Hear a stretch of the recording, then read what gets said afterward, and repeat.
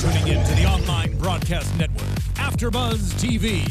Over 20 million weekly downloads in over 150 countries, and your #1 source for after-show entertainment.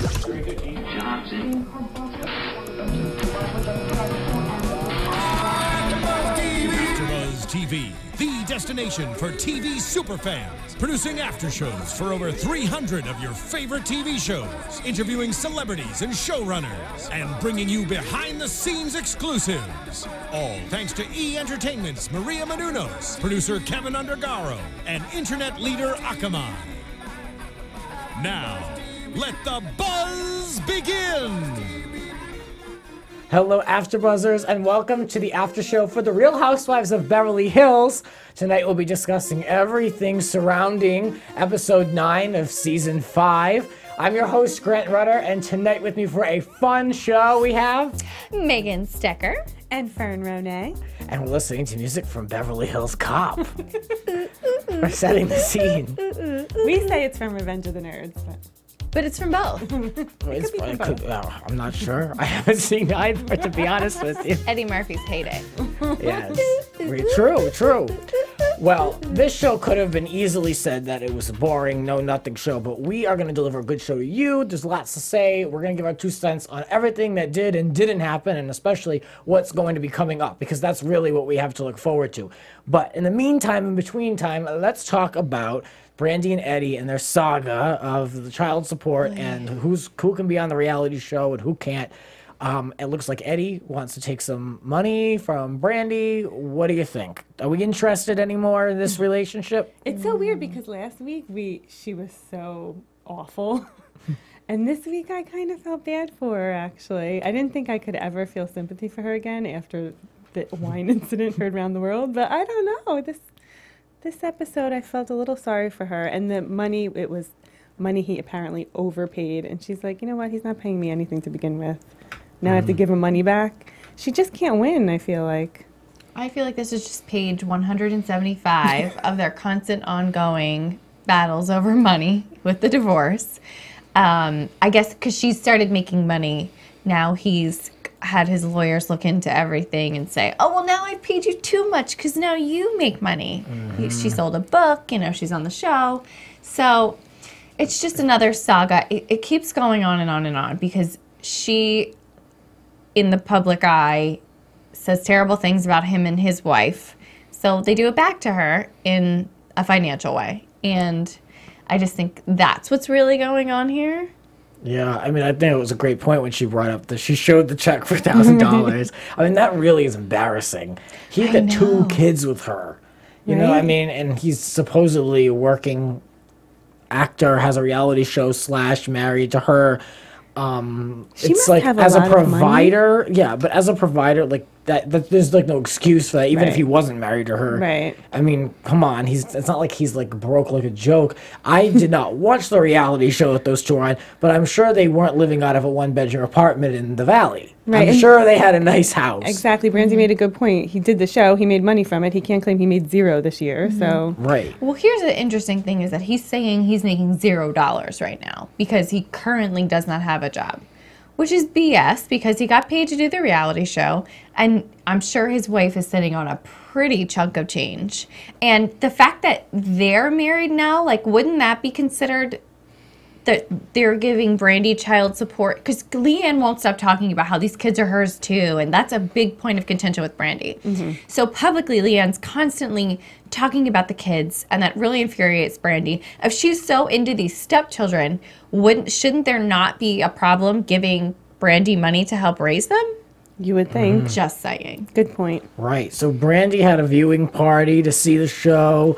Her gay friends were there. Kim made an appearance. It was like on the bed. They weren't in the living room. They were on the bed. Kim showed up and she was in something. I don't think she had, again, under 5. I think she had little to no dialogue. It was a Mrs. Roper, what do you call it, moo-moo. She's wearing a Mrs. Roper moo-moo. Mrs. Roper. So they had to watch the show, which then they would cut to the screen, and it was all blurred out. It just did not translate well. We don't know what they saw, what they heard. Apparently, they kept dropping Brandi's name. I don't know if her kids were in it. Now, we have to admit that none of us on this panel actually watched the show. You know, I had no idea it aired. It was on so FYI. briefly last summer, right? yeah, And I heard of it, and that was about it. I really Right. don't have much of an interest, and apparently a lot of people didn't either because it's not coming back. So if you are one of our listeners or YouTube viewers, comment below and let us know if you watched the show and if it was any good and if they really did bring up Brandi as much as they said she did. I assume that it was probably all about Brandi this, Brandi that, and if you were going to produce the show, I would throw as much money at Brandi as possible to at least come on in the season finale and just make an appearance. I mean, you can only talk about someone so much, and let's be honest, if that's the reality of their show, the storyline is her, why wouldn't you at least like have her make an appearance? How much can you, what interest can you get if talking about somebody and they're not there? Right. And if the whole point is that, like, you can't stand this woman, why would you constantly bring her up and bring her up and bring her up? She's, like, the third character on the show. I think they hate Yeah. her so much that they would never throw her a bone and invite her Yeah. on or give her Yeah. any money to do anything close to that. But do you think she watched the show of her own volition, or do you think that because that's masochistic, why would she do that to herself? If I were her fan, I would be like, do not even think about looking at it. But do you think the producers probably set this up? I don't know. See, I would want to see it. I would want to see it if it was an ex-spouse of mine and You there was would? a chance my kids were in it. And of course, like, these are two, like, shit talkers. So I kind of, like, want to know for my own, like, you know, namesake, like, what are they really saying about me? Not that you can do anything about it, but I would want to know. You would? What about you? Oh, I'd have to watch. And especially for the fact that she's so hung up on, I mean, this is emotional suicide, but, like, yeah, how could you not? You can't lay in bed all night wondering what happened. Like, just figure it out and know for yourself. But, like, she's so mad that her kids' names were brought up a lot. So I'm sure that Leanne was doing something to the effect of, like, talking about what a great stepmom she was and how much she loves these kids and they're her kids too, which just kills Brandi. She probably called them her boys Yes, 1,000 I'm times. sure. which I'm is a sure. Dagger to Brandi's heart. How about when she called Leanne the country music star? That was a No, really I'm saying good Brandi country, like singer. country music. I'm not saying the word, just to be very clear. She but let's- separated the syllables She's a little bit. yeah. Quite clearly. So that was a Brandyism if I ever heard one, and I thought a it good was one. I thought it was clever. I don't use the word, but I thought it was clever. And hey, I'm sure Brandi said worse. I don't know what's worse than that, but I'm sure she said much worse. I feel like that's the old Brandi we know and love. Yeah. Yeah. So well, there you go. So. So that was pretty much the big action of the episode. And of course, we're going to get into all the other housewives. Let's just transition right now to Yolanda. She's still beating herself up over this DUI. When I went home for the holidays, I talked to my grandmother about it. And she was like, that woman, she's taking it so personally. She's like really, really beating herself up over it. She won't let it go. Like, it was her daughter's decision. It wasn't hers. So, like, we had a little bit of a chat that will probably be making it into a Grants Rants episode at some point soon. Can't But, yeah, no, but we both kind of agreed, like, she's taking this just way too far. Like, we've had to hear about it. It's been, like, in the previously on the Real Housewives every week. Like, we know what happened, but I mean, I'm not downplaying it. It wasn't a smart move, but it wasn't like a huge deal either to the show. Mm-hmm. What did you think? Do you think she should just kind of can we let that go now? Can we send that iceberg out? I feel like they are overplaying it too much for the show because they keep bringing it up. It kind of seems like they just keep replaying the same two sentences over and over, maybe, that Yolanda said. It's what it seems like. And gosh, yeah, it does seem like she can't believe her daughter did something like this. And I kind of want to be like, 9 out of 10 people could get a DUI in Malibu, honestly. It's not good that her daughter had an underage drink and decided to get in the car. But the fact that she just, like, cannot believe this happened, I want to be like, Psh, duh. Yeah. This happens in LA 8 million times a day. Right? Not that it's okay or right, but I'm just like, we're beating a dead horse Yeah, here. I mean, it happened several episodes ago at this point.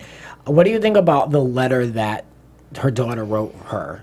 It was really sweet. It was really heartfelt. And she said all the right things, that, you know, it was one mistake and you don't have to worry about me. And I think it was a really heartfelt moment. I do think Yolanda's beating herself up about it, and hopefully it's not mentioned going forward Yeah. because My we've God. processed Yeah. it and Well, I been did- through the whole story arc. It's done. Yeah, I felt like they were bringing it to a close when Yes, Yolanda yeah, finally said to hopefully. the camera, like, I think these are my insecurities. Like, I'm worried about leaving Right. her, but I don't think that she can't be alone in New York. I Right. think it's my insecurities. Right. So I kind of felt like that we were finally closing out that storyline there. Right, there was some closure. Now, Fern, did you ever live in New York City? I did. Now, was your apartment like this girl's? My apartment was just like Bella's, except it was the size of her living room, and I had literally, I lived in a studio apartment on 44th Street for 6 years, and for 6 years, I did not have a full refrigerator. I lived for 6 years with a half, mini fridge. Now, what about a 6-range gas stove?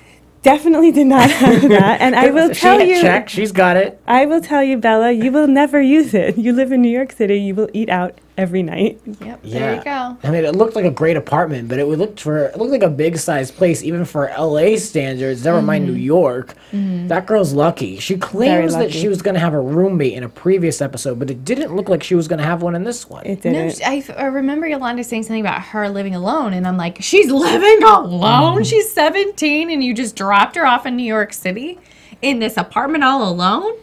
I mean, I guess she's going to make a bunch of modeling friends really quick. But. Yeah. It looked from the outside shot that it wasn't a doorman building, which was the big thing. You know, you kind of wanted to live in a doorman building because it was safe. So maybe that was just an outside shot that wasn't, they were just using it. Right. Hopefully she lives in a doorman building because, yeah, she's 17. It's a little better security. But, yeah, pretty nice place for a That place 17-year-old. was nice. Even those pillows that, first of all, could you imagine your mom professionally decorating your place out of it was so ridiculous. Like how she kept saying, I'm a DIY girl. Obviously that was meant for a chuckle from us because the woman had professional decorators and movers with her and she's kind of just directing everything and sits down the professional decorator and she's like, I think this isn't the right couch we wanted. I think this console over here is just a little too big. We need a petite. And they literally had extra furniture on the moving truck to just swap things out. Right. Yeah, she was a consultant and a traffic director, pretty much. Ridiculous. Even just the pillows on her bed are over $100 each. Really? Yeah, You those recognize embroidered. them? Yeah, those embroidered pillows that one said New York and one said Malibu. Oh. They're at Kitson and they're super expensive because I thought they were adorable and I wanted to get some, and they're ridiculous amount of money. That she's probably going to, let's be honest, get drunk one night and throw up. Exactly, used as a throw-up wipe. Yeah. Anywho, Yolanda, don't earmuffs. Earmuffs, Yolanda. The one thing that got me was Yolanda was hoping to take a vacation. I'm like, you've got so much. Didn't you just come back from Saint-Tropez and all those places? I know. I mean, it's kind of like, all right, we just watched her kind of point furniture in different directions. Now she's like, I want a vacation. It's like, oh, Lord, all right, okay. But maybe that's her truth and that's her reality. That's the lifestyle that she lives. So who knows? Good for her. Let's move on to Eileen and her stepsons. I believe they're going. One of them is finishing school. We haven't seen too much from Eileen. I don't know. I think that we need to see a little bit more action for me to really kind of care so much. But I don't know. It just kind of fell flat to me. I'm like, good. Good for your stepson. And the one thing that did kind of call out to me was how she explained having a relationship with her stepsons and how she wasn't looking to replace their mother, but she had to have a special relationship because there's not that organic chemistry, between the two. So I got that, and that was kind of my feelings towards that whole segment. What did you think? I liked it. It's definitely filler. It's definitely evergreen footage of her, get to know Eileen. So last week was obviously a lot more exciting with her getting wine thrown in her face. But I think it's necessary just to build, because she's so new and she's not like Lisa Rinna's personality bursting through the door and you love her immediately. It's kind of she's been more of a shy person. So I think it was necessary for you as a viewer to know her better, get more into her, get invested in her before hits the fan. I think Eileen is one of the more relatable housewives, especially with regards to being a step-parent. Right. She said some good things about being a stepmom, that it's not an organic relationship. You have to build trust and respect. And it was cute seeing her with her two stepsons and the friend. And they were kind of all playing it up for the camera. You pointed it out. But, it was cute to see them laughing and joking with each other. She's probably a cool stepmom. But I was curious why they lived with, this is some research I'm going to have to do, but I'm curious why they lived with them and not the mom. It sounded like they lived with them since they were 8 and 6 or something. I don't know. I have to do some research on this. Well, I have 2 stepsisters who lived with their dad, my dad, their dad. So yeah, I get it when it's like, it seems like a very untraditional pairing, but you never kind of really know Right, like where's what the went mom? on. Or maybe they did live with the mom. Maybe the mom lived in Malibu too. Because we know they went to the prom Right. with Gigi. Yeah. And Tyler. Yeah, They kept cute. bringing them up. They yeah. did No. grow up in Malibu with them, yeah. Yeah, that was cute. Well, let's take a break from talking about all these children departing, and let's talk about Lisa Rinna. She went on a film shoot with Penn Jillette, and of course, those two have a good relationship because they did Celebrity Apprentice together a few seasons back. So it's kind of nice to see them back. They were like an unlikely pairing on the show. Those two definitely worked really well together. So I'm glad that they are maintaining that relationship. It looked like a small, independent something one or other. I don't know where it was. Called Director's Cut. We'll have to look it up. Yeah, I don't know. I don't know. Was that a wig Penn Jillette had on, or is that his Oh, hair? is that his, maybe because he always has it in a weird low ponytail. Maybe that's his real hair down, Maybe. straightened. I don't know. Maybe he went to Dry Bar. He had it blown out. Is this LA? He has such an interesting mind, that guy. I like watching him and listening to him speak. He's really interesting. I wish we saw more of that, like their relationship, and he had some more screen time. It was very unclear on what they were shooting. All we knew is she was playing herself with her husband, and they were together, like how they are in real life. Yeah. And he was playing Harry Hamlin. Yeah, and she was playing Lisa Rinna. which she thought was so weird. So But bizarre. we don't I know didn't what really is. get it. Yeah, me neither. It was just What it she wasn't was well trying to executed. portray. Yeah. But her vocal warm-ups in the car had me rolling. Do you guys do that before the show? Before the after show? Oh, every time. Oh, come on. What was she doing? Red leather, yellow leather, red Just- yellow. yeah, I can't do it where she like vibrates her lips like. I can't Oh, do yeah, it. yeah. No Well, one they- can do that but her. It was funny because she's like, you have to warm these lips up or you're going to be tripping over. I was like, that makes sense. That makes perfect sense. Well, from Lisa Rinna to Lisa Vanderpump, now we'll go talk about her and her son. No, this is going to be an exciting show, Megan. We're going to keep it up. So bored with her. Yeah, no, with her and the son that we never see. So basically, he's left music school. Okay, now he had an apartment and he didn't have electricity for 3 months, and she left that up to him. Let's be real, they pay that kid's rent. Maybe they leave some bills up to him to build responsibility. Maybe the kid has to build some credit. I don't know, but I think he lives in like a small apartment, like maybe like Studio City, like in the Valley, maybe like in a good area, but like not necessarily. He's not staying in like Century City in a loft, Right. Right. So I'm like, okay, interesting, I guess. I don't know. I don't really feel too much towards that storyline. Am I missing anything? What did you think? No, I think, look, it's a classic story of the baby of the family. You give them too much, they take advantage. They're very good at playing on everyone's emotions in the family and getting their way. And now he's to the age where they're like, well, we have to cut off something. Let's make him pay some bills. And he can't get his stuff together. He can't. Yeah. It sounds can't like he hack has it. a little wanderlust issues. Like he quit music college, she said, and then he was doing one thing after the other. He never seemed to find his way. But he also, I think, there's some issues there where he describes himself as lazy. She said his first words were "I can't," which is not a good sign. Oh. So there's definitely more there, but we didn't get to it. Yeah, It's just well- him being, not paying his, doing the smog test and keeping his insurance and registration. And up he- to Yeah, and date. he why grew would up- you admit to that on camera? Right. Well, like growing up in a family full of ambitious people and there's all one business that they're all involved in, I think it's hard for him to be not like them because it's not easy for them to say to him, well, go find your passion, because they kind of gave him that time and he just screwed around and didn't do it.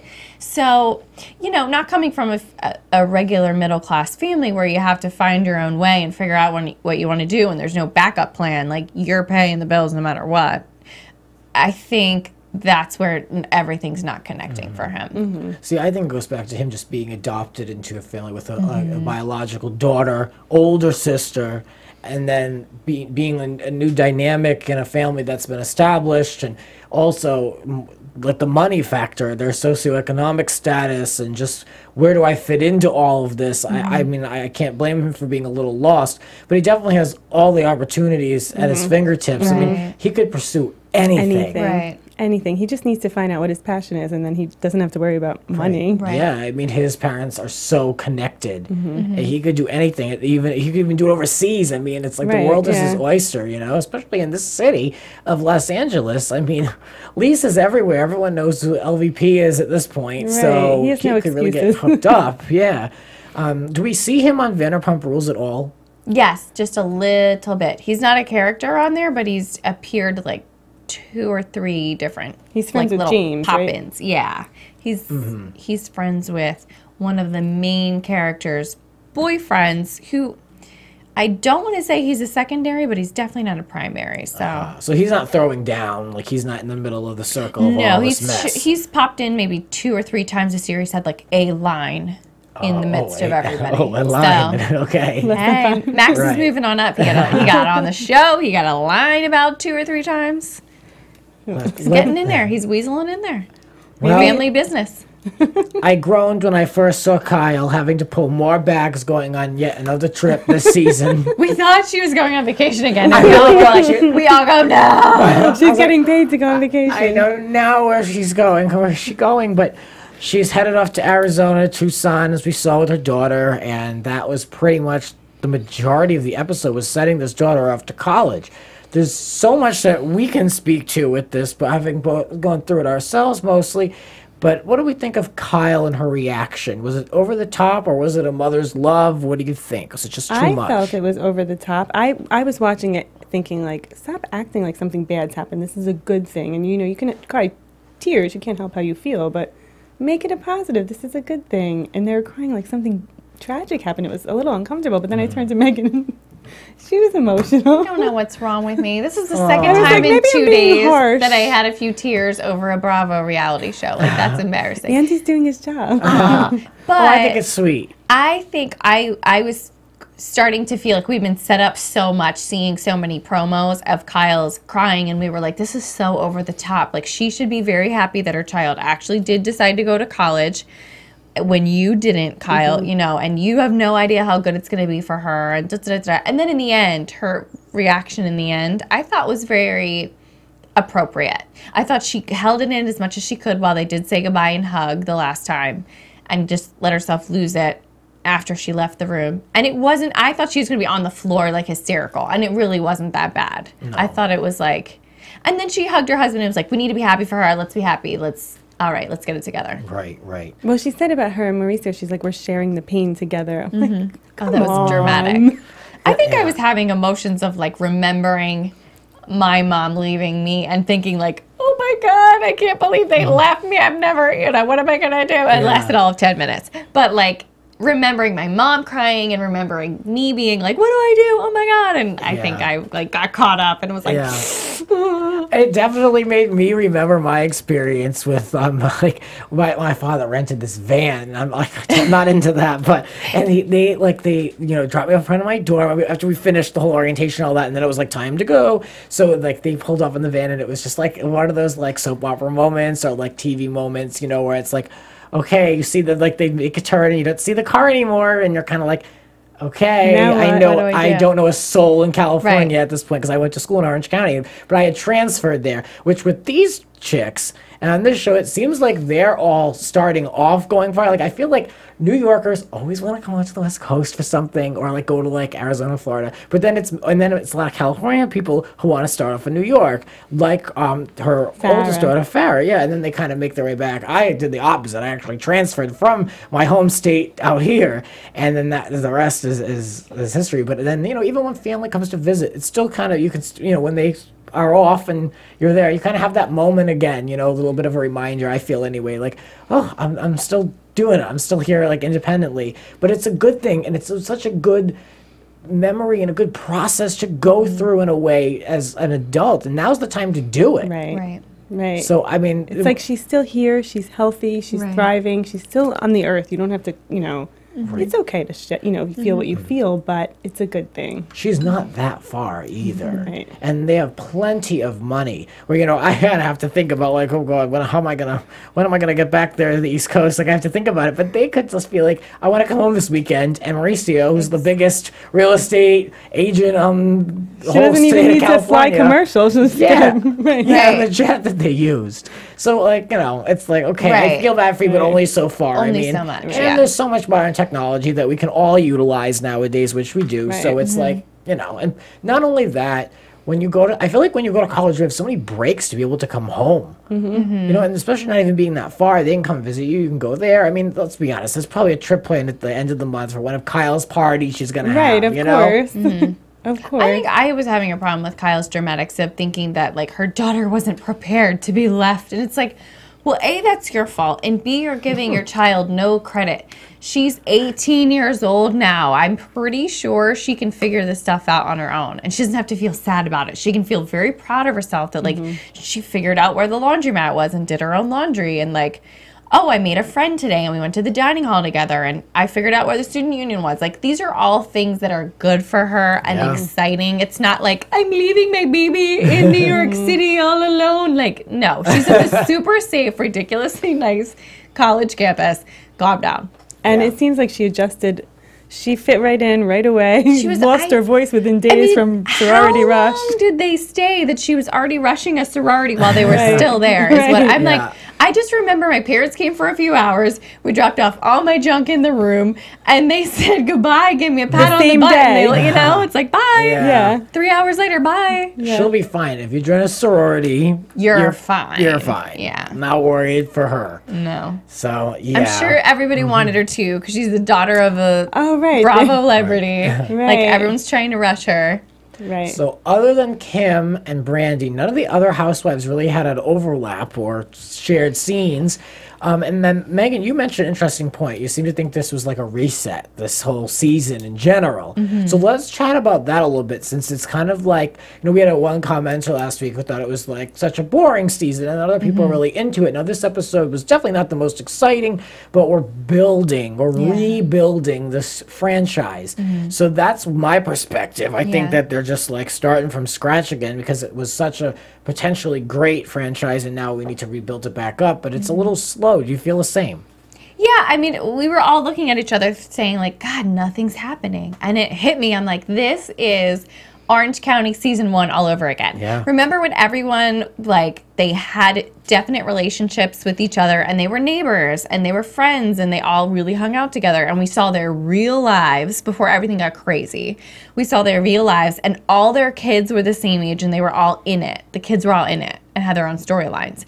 And it's just one of those rebuild. They're doing such a good job. The show got so far flung with, like, Brandi, it's like, how did she even get here? She's so crazy white trash. And then there's Lisa Vanderpump, on the other hand, who's like, thinks she's a part of the British royal family, and so ridiculous with her, like, produced lines that she's saying to the camera. And it's so nice, so refreshing to have Lisa, Rinna, and Eileen come on, and we're being so heavily introduced to them through seeing all this everyday life stuff. And it seems like a slow episode, and it seems a little boring, but I'm more than happy to have some relaxing episodes that I don't feel anxious watching. There's no, like, throwing the wine in the face this week. It's like, we're just getting to know them and really like them before everything goes wrong. Do you think also that maybe not that much happened over the course of filming, that some episodes, you know, it ebbs and flows. Some episodes are high action, some I mean, it's like Kyle's really not offering anything. She literally asked them to tag along on her summer vacations to have anything for her to do.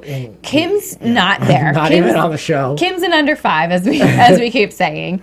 So it's like, there's not a ton going on. And I mean, I think Brandi and Lisa are so tired of each other, but they're being forced to keep their feud going for the show. Yeah, well, from a production standpoint, I think the well-produced show really does have a good balance to it, with both character building and then turning up the heat when it needs to be there, as opposed to another show that's just on, like, all the time. Like, have you ever watched Mob Wives? Now, that's a show that's on all the time. Now, I really enjoy it, but, I mean, it's like, that's just totally different. Oh, Big Ange, are you referencing? Big Ange, with the trout lips. But that's a totally different, I mean, that we can't, those are two, like, cousins, basically, of, like, one of the two franchises.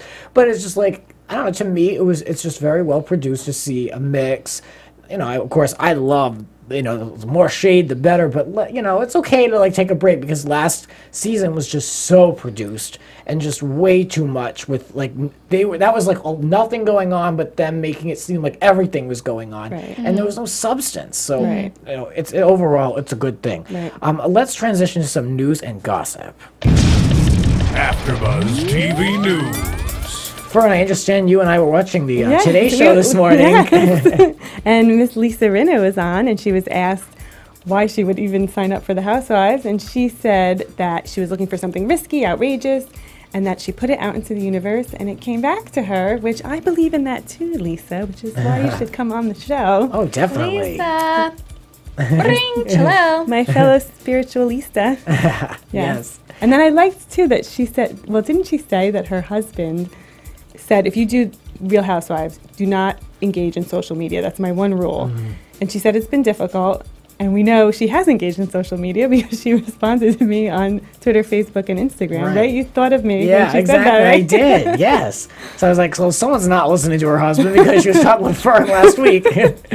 And then speaking of Lisa, they mentioned this funny BuzzFeed article that she was in. It was all about like why we love Lisa Rinna and some really funny gifts and stuff. It. I tweeted it out earlier this afternoon. I believe it's the first thing on my timeline. So if you want to check that out, it was a funny article. Just scroll through at work. So nothing Rants, too crazy. _ rants. You got it. All right, let's move on to predictions.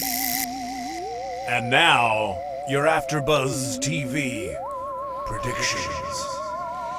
So the Kim-Lisa Rinna feud is about to begin. About to explode. And I'm not hoping, but it looks like Miss Kim, is about to unfurl. Like she's about to just... It's a polite way to put it. Off the wagon. Kim's off the wagon. I got sad when I saw it, and Greg goes, "Oh, thank God, something's happening to thank God." I'll admit, I did say thank God. I was like, okay, because I love crazy. All right. I mean, What other storyline does she have? Let's be real. Everyone who there are very few people that actually like watch for Kim, but the people who do love to see her get messy. I know it's now. Look, I know that it's a disease and all this stuff. I mean, and maybe we have to remember that this is a produced show, so we don't really know what we're seeing. But I like crazy Kim, however I can get her. And if she's a little off her rocker, good. I hope that she does remain sober. We dealt with this last season too, where we thought that she was off. So. Who really knows? But I do like Kim when she has an attitude and a big cigar in her hand. And we know that someone pushes Kyle, Brandi. Can't wait for that. Good. So here's the thing, is that it got me nervous right away when she was calling Lisa Rinna a bitch for no reason in the car. I was like, whoa. And Lisa was handling it really well. I can't wait to see the whole thing play out. Well, I immediately said, oh my God, Kim's off the wagon. And then it went to like Kim drunk at dinner with a cigar, and Kyle's like, I know Kim, and she's not herself right now. And then we see the big shove and push with Kyle and Brandi. So I'm dying to know how all that goes down, but it seems like it's not easy. I mean, it's not hard to set Brandi off these days. It's pretty easy. And she's crazy. I mean, she's throwing wine in people's faces for no reason, pushing people downstairs. It's going to be good. Well, last week on Watch What Happens Live, she talked about all the medication that she was on. She's on quite a cocktail of pills, as well as, like she mentioned, like Lexapro or whatever. But she claims that she takes the pills in the morning, but she drinks at night. And so, so you drink with pills. She goes, no, I take them in the morning, I just drink at night. And like, no, but you are mixing alcohol and pills. You do realize that, right? So we referenced that allegedly maybe this girl was on pills, and now she's made it not alleged. And we now know that that is a cocktail that spells for disaster, but the producers must love it. How is she even going to say that on national TV when she's like worried about these kids? Right, exactly. It's like, why would you want anyone to know that? Eddie's going to come after you for custody. She's a 21-year-old girl trapped in a 40-something-year-old body. Who's responsible for 2 minor children who live with her, and she's taking pills in the morning and drinking at night. Yeah. That's safe. Oh, I can't. Yeah. But it's good for our entertainment. Yeah. Be honest. Any other predictions, final thoughts? I don't know. I wonder if the shove between Brandi and Kyle is what finally sets them apart, because we know, they've been pretty friendly so far this season, but we know it ends badly. I mean, it has to be that. They have been talking about each other. And is this the scene we saw from the beginning of the season for the whole extended promo where somebody throws wine? Is this where Lisa Rinna gets tangled up in this? And I don't believe so. Because that we says, don't talk about my husband? Because we still have Lisa Rinna doing that, throwing the glass, and Lisa and Brandi slapping Lisa Vanderpump. Yeah, both looked like they took so much place to in look a forward restaurant. to. Yeah. Brady is involved in all of this. Yeah. Well, yes. I know. Correct me if I'm wrong. Stir in the pot. Correct me if I'm wrong, but in the preview for this season, did we see Brandi push Kyle down the step? I don't know. That was like the first time I saw it. You know what we did see in the beginning of the season was Kyle screaming at Kim, like, you don't ever take responsibility for your actions. So I think this is involved with Brandi pushing Kyle next week. That after that happens, Kyle screams at her. Yeah. And Lisa Rinna, she just was like walking through her house like, what the hell is going on in the front of my house right now? This is weird, like weird high school, and I don't like it. I can't get over Eileen saying that. Like, girl, what the hell did you think you were signing up for? I know, imagine what's she gonna do when there's a glass thrown, like a full glass this time, and someone's getting pushed on a step. What is she gonna do? How is she gonna react to that? She's going to burst into tears again. Oh, Lord. Well, I hope that was not. Uncomfortable. I hope that she learns the housewife way of just watch it, observe it, and then talk about it for the next 6 weeks. Exactly. There you go. All right, ladies, where can we find you in the world of social media? I am on Twitter and Instagram at Megan Stecher. I am on Twitter and Facebook at Fern Ronay. And you can find me on Twitter at what, Megan? Where can you find me? At Grants__Rants, no apostrophe. You got it. All right, AfterBuzz, that'll do it for us for the Real Housewives of Beverly Hills. From executive producers Maria Menounos, Kevin Undergaro, Phil Svitek, and the entire AfterBuzz TV staff, we would like to thank you for listening to the AfterBuzz TV network. To watch or listen to other after shows and post comments or questions, be sure to visit AfterBuzzTV.com. I'm Sir Richard Wentworth, and this has been a presentation of AfterBuzz TV. Buzz you later. The views expressed herein are those of the hosts only and do not necessarily reflect the views of AfterBuzz TV or its owners or principals.